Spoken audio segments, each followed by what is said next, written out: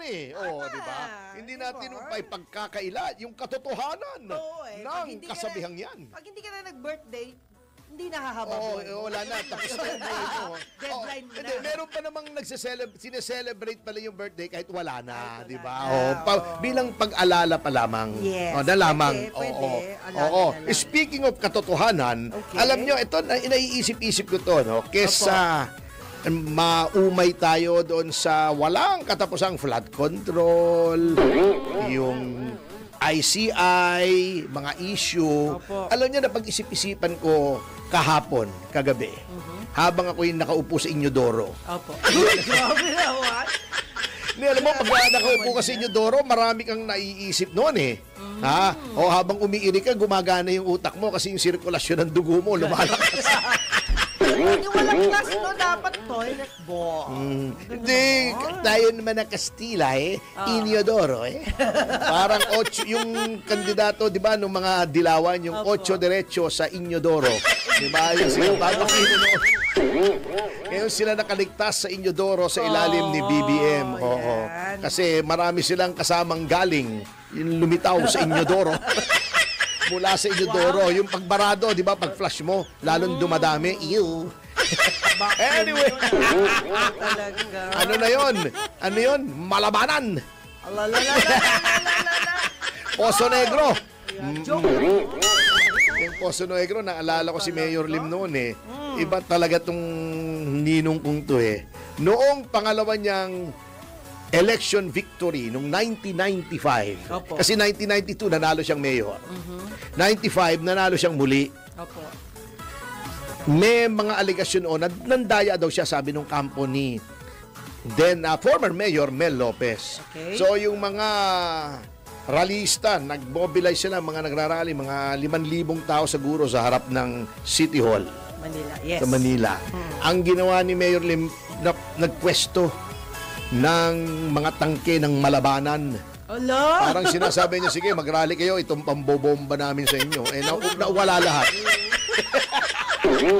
Mahirap yung malabanan na yun eh. Mahirap. Matirgas ka na, wag lang malabanan eh. Walang laban. Oo. Mahirap labanan yun. Wala yung laban mo dyan. Anyway, seriously, alam nyo, ang problema dito sa ating bansa, kaya't paulit-ulit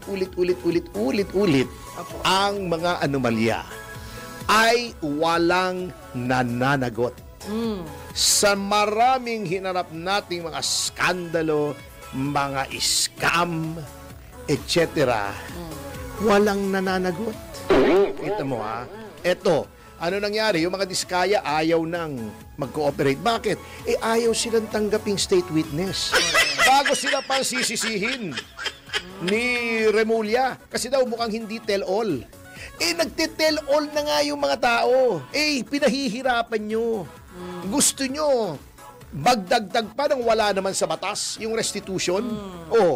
Binendalo mo na naman parang ruler di ba?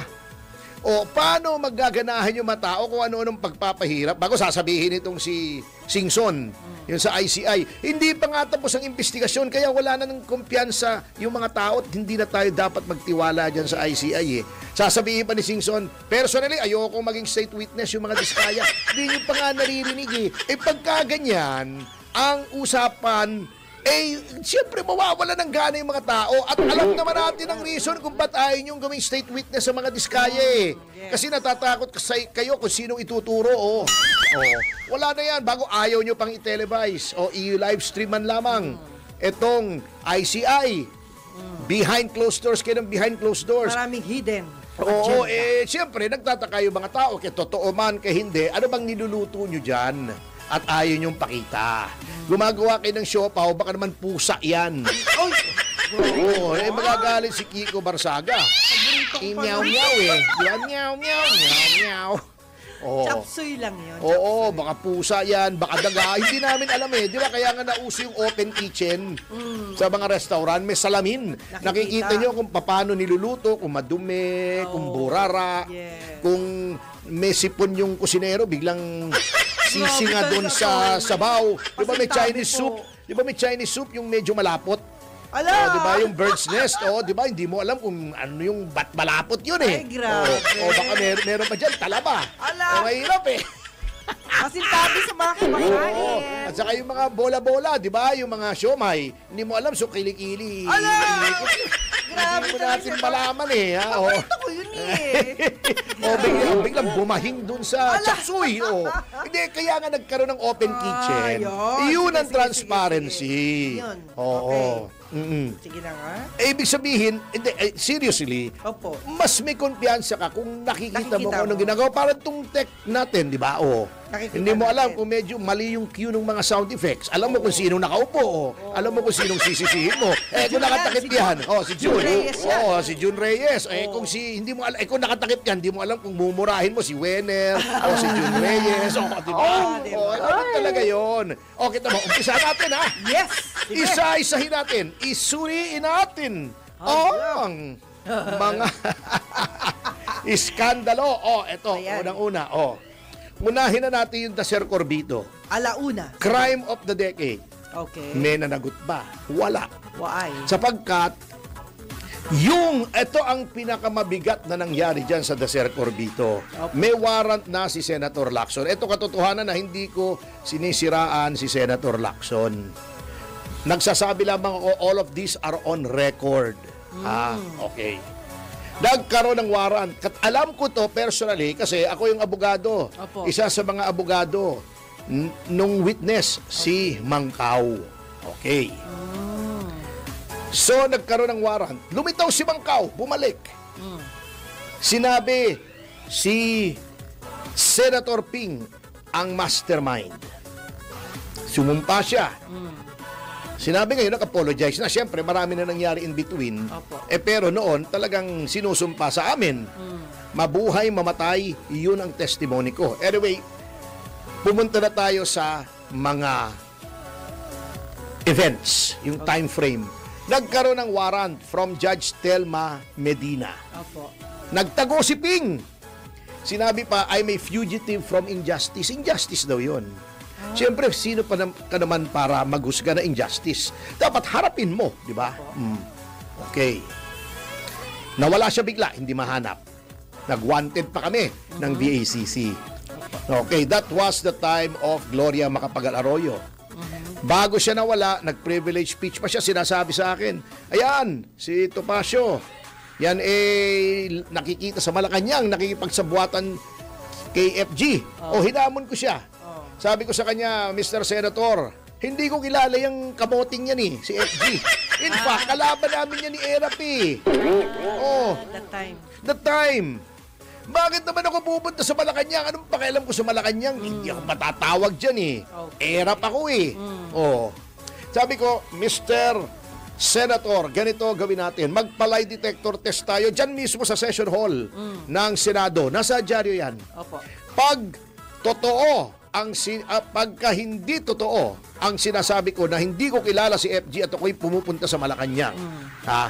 Pagka tinanong niyo ako kung totoo o hindi at lumabas na hindi totoo, nagsisinungaling ako, nakilala ko si FG Arroyo, at ako'y pumupunta sa Malacanang, isosoli ko yung aking lisensya sa law, hindi na ako magpa-practice kahit yan ang bread and butter ko. Ang tindi naman. Pero pag napatunayang mali yung sinasabi nyo, mag-resign kayo as senator.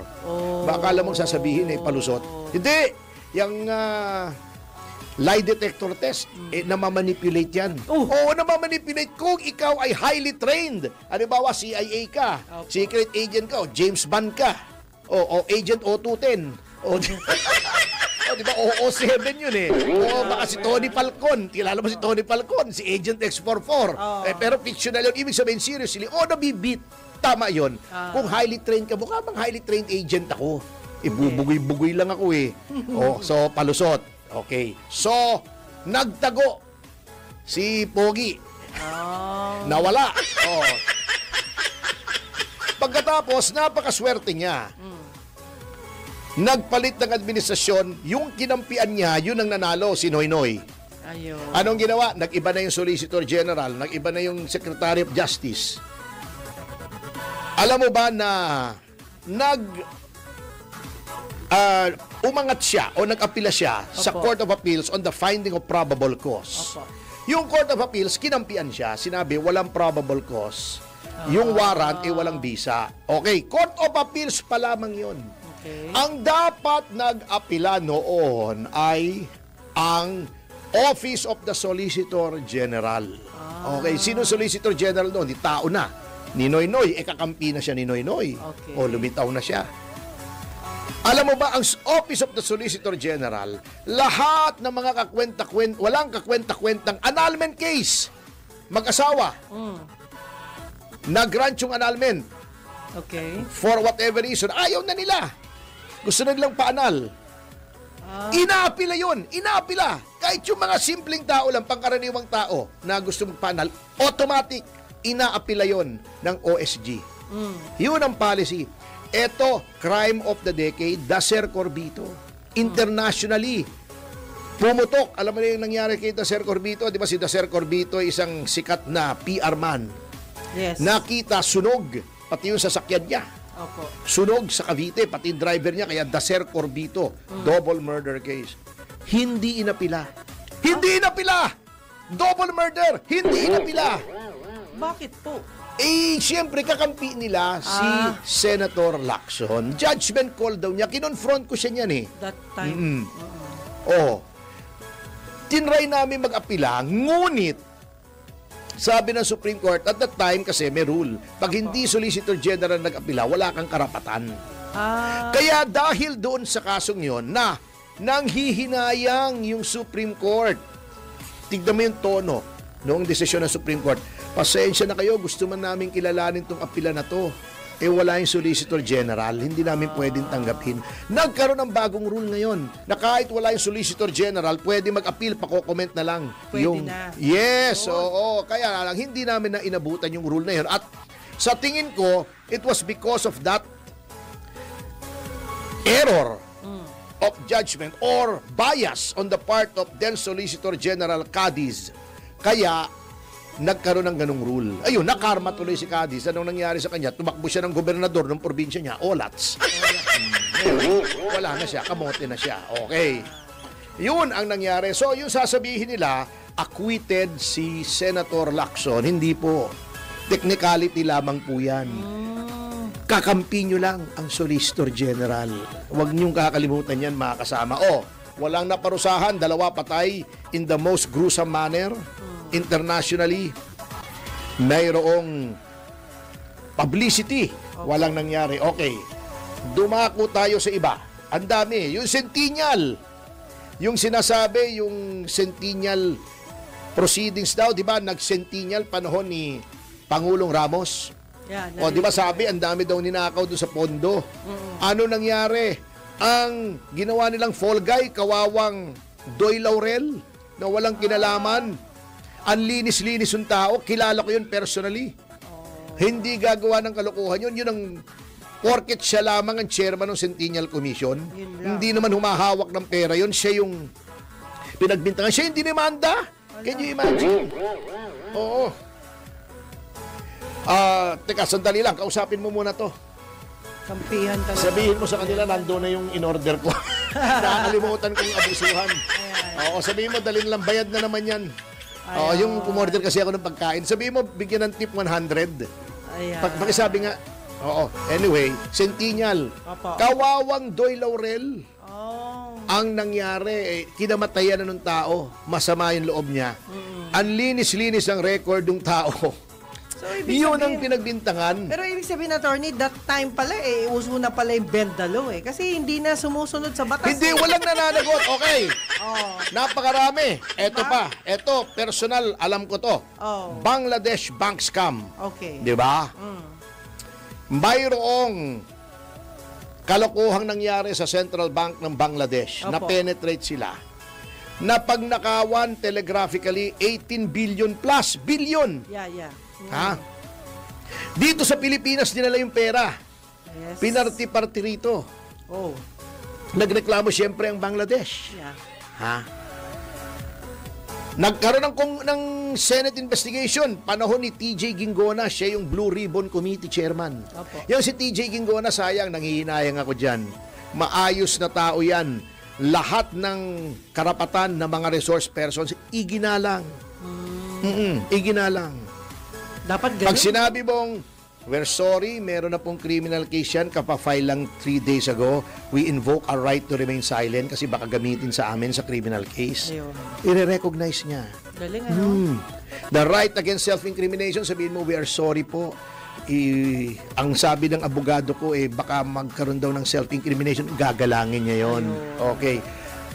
Umpisa sa pinakamataas na opisyal ng RCBC, doon dinaan yung ninakaw na pera, 18 billion. Si Lorenzo Tan, Vice President, legal, etc.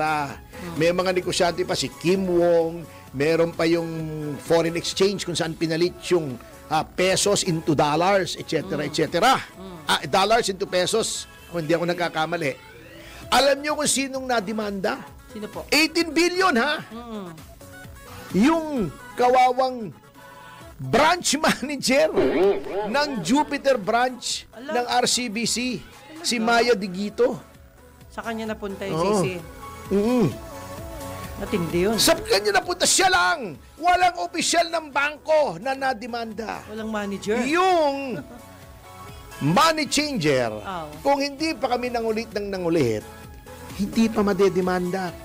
Can you imagine that, no? Wala Pero nangyari. Pero ang pagkakatanda ko sa nabalik yan, di ba? Nabalik. Yung iba, Nabalik. pero mo kawawang-kawawa ang Bangladesh. Isa sa mga pinakamahirap na bansa. Nanakawan mo pa ng 18 billion pesos. Ano ba naman yan? Kawawa yung, alam mo, nakasabay ko sa TV show, sa CNN, nung may CNN pa rito, yung ambassador ng Bangladesh, si Gomez, Ambassador Gomez. Alam mo sa kahihiyan ko, sabi ko, Mr. Ambassador, on behalf of the Filipino people, we'd like to apologize for the acts of our countrymen. Hiya ako yan. Isa yan. Yung bank manager, kawawa. Ano ba naman? Yung ba naman makakagawa ng ganon? Kung hindi kinlir ng mga nasa taas. Yes. Ang nangyari, fine lang, pinagmulta lang ng 1 billion ng RCBC. Ano yung 1 billion? Kaya hindi mo masuheto. Okay, number 3 bago tayo mag-break. Yung Mahindra, panahon ni Secretary Rojas, panahon ni President Aquino. Di ba yung PNP natin, ayan, tanong mo sa mga pulis kung gaano kasama loob nila dyan. Kailangan ng palitan yung mga sasakyan ng mga pulis. Ang dami-daming pwede mag-supply ng reliable, maraming pyesa. Meron ditong dealership network sa Pilipinas. Nandiyan ang Toyota. Di ba? Nandiyan ang Mitsubishi. Ang dami, Isuzu. Matibay ang Isuzu, yung diesel ng Isuzu. Ang dami, bukod pa dyan. Anong in-order ng ating pamahalaan nung DILG Secretary si Rojas? Mahindra. Hindi ko minimenos ang gawa ng India. Maraming magagandang gawa ang India. Pero kung mas mahal pa nga, bakit Mahindra ang iyong i-order? Matibay, ngunit yung pyesa, pwede ka bang pumunta ngayon sa Evangelista, bumili ng pyesa ng Mahindra? Hindi. Toyota. Sabi nga ng tatay ko, kahit sa butika, merong pyesa ng Toyota. Madali, di ba? Maraming nakakaalam mag-repair ng Toyota. Etong Mahindra, para lang masabing may parts network, nagbukas ng ilan? Mga 5. Kunyari lang may network dito, dealership network, para lang makapag-comply dun sa requirement na yun. Can you imagine Mahindra ngayon? Bihira ng wala na halos. Meron ako nakikita 1, 2. At saka, ayaw ng mga pulis kasi hindi daw komportable. Masakit sa likod. Tanong mo sa isang kapatid natin, si Kaema Libunaw, na nag-retire bilang kernel. Masakit sa likod. Hindi yun ang design niya pang-pulis pang off-road. Bakit hindi Toyota? Bakit hindi Mitsubishi? Bakit hindi Isuzu? Ibig sabihin, mahina ang utak ng nagdesisyon. Hindi mahina. Matalino. Matalino ba yun? Oo, matalino. Bakit? Alam na natin. Matalino yun. Parang control din yan. Hindi mahina, matalino. Anyway, sa notang yan ay magbabalik ang Yes, Show, Topacio.